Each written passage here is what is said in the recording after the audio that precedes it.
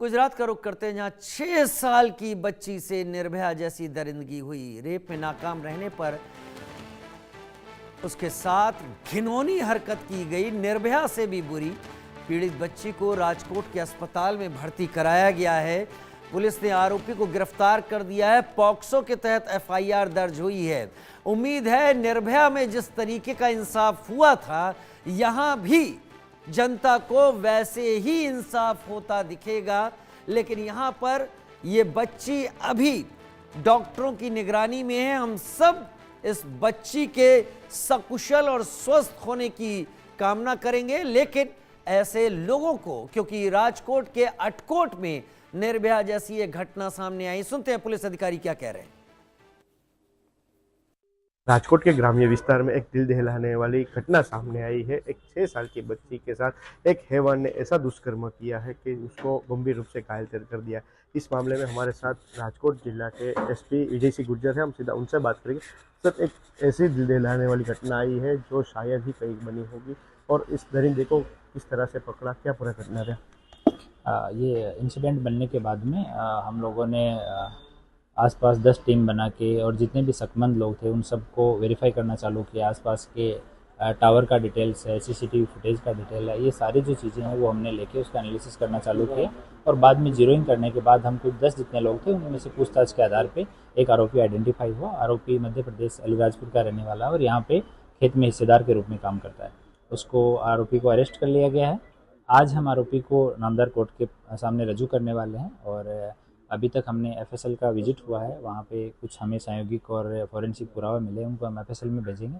बच्ची का और आरोपी का मेडिकल एग्जामिनेशन हम लोग करवा रहे हैं डिटेल, और उसका जितना जल्दी हो सके इसमें इन्वेस्टिगेशन हम लोग कंप्लीट करेंगे। सर, इस बच्ची का जब रेप हुआ तब आरोपी उसे पहले से पहचानता था? उसके परिवार को में कुछ छुड़ा हुआ था? कैसे बच्ची उसके साथ कैसे गई थी?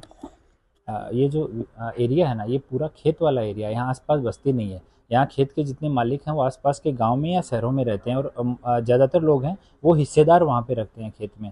तो वो हिस्सेदार में से ही आरोपी जो है वो भी एक खेत का हिस्सेदार है, वो मध्य प्रदेश का रहने वाला है। और जो भोग बन्नार परिवार है वो भी दूसरे खेत में हिस्सेदार के रूप में काम करते हैं, वो दाऊद के रहने वाले हैं, गरबाड़ा के। तो बच्ची जो है उसके मामा मामी एक खेत बगल में वो भी हिस्सेदार है, तो बच्ची वहाँ उनके बच्चों के साथ खेलने के लिए गई थी दोपहर में। उस टाइम पे ये बनाव बना, दोपहर में करीब 12 बजे की बात है। और आरोपी जस्ट बगल वाला जो खेत है उसमें आरोपी हिस्सेदार के रूप में था, वहाँ पे दोपहर में आया। उसको देख के उसकी नीयत ख़राब होगी और उसके बाद में उसने इस तरह का। सर, जब ये घटना हुई तब कहीं ऐसी भी बात आई थी सामने के एक लोखंड का रोड होता है, वो भी बच्ची के प्राइवेट पार्ट में घुसाने की कोशिश की थी, बच्ची को गंभीर रूप से घायल किया था। वही बच्ची की तबीयत कैसी है और क्या वो घटना इंसिडेंट क्या हुआ था? वो आरोपी ने इससे एक लोहे की रोड थी, उससे बच्ची का प्राइवेट पार्ट में इंजरी करने का प्रयास किया। बच्ची को थोड़ी इंजरी हुई और फॉर्चुनेटली वो रोड ज़्यादा अंदर तक नहीं गई और ज़्यादा बच्ची को डैमेज नहीं हुआ। तो रोड हमने रिकवर की है और उसको इन्वेस्टिगेशन के काम में शामिल किया है।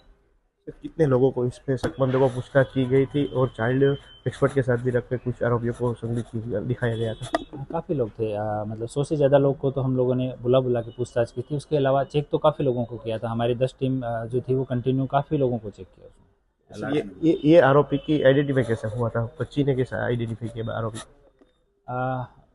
जो फाइनली हम लोगों ने कुछ आरोपियों को सेलेक्ट किया कि ये लोग ज़्यादा सस्पेक्ट हैं हमारे लिए, तो उनको आइडेंटिफाई करने के बाद में हमने हॉस्पिटल से परमिशन लेके और जो महिला डॉक्टर है और महिला पुलिस वाले हैं उनकी हाजिरी में बच्ची के साथ में वो फ़ोटोज शेयर किए, तो उसमें बच्ची ने आइडेंटिफाई किया कि ये एक आदमी है। सर, ये आखिरी सवाल, कब की घटना थी, अब कौन सी धाराएं लगाई जाएगी और अब आगे की कार्रवाई होगी? ये इंसिडेंट जो है वो 4 तारीख को बना था और इसमें हमने बीएनएस की कलम 65(2), पॉक्सो कलम 5I, 5M और 6(1) के तहत गुना दाखिल किया। अभी डिटेल्ड मेडिकल रिपोर्ट बच्ची का हम लोग हॉस्पिटल से ले रहे हैं। उसके आने के बाद में अगर लगेगा कि कुछ और सेक्शन इसमें ऐड हो सकते हैं तो वो भी इसमें ऐड किए जाएंगे। तो ये थे राजकोट जिला के एसपी विजय सिंह गुर्जर, जिसने इंडिया न्यूज़ से खास बातचीत करते हुए बताया कि जिस तरह से हैवान ने इस बच्ची को गंभीर रूप से घायल किया था, उसके तहत सरकार में भी एक सूचना मिली थी और आरोपी को कड़ी से कड़ी सजा देने की हालत भी नामदार कोर्ट में ले जाया जाएगा और कड़ी से कड़ी सजा हो ऐसी कार्रवाई की जाएगी। कैमरामैन हार्दिक मोरने के साथ प्रतीक लिम्बाड़ी, इंडिया न्यूज़, राजकोट। और अब रुक करते हैं महाराष्ट्र के नागपुर का, जहां पर तेंदुए का आतंक दिखाई पड़ रहा है। पर्दी इलाके के रिहायशी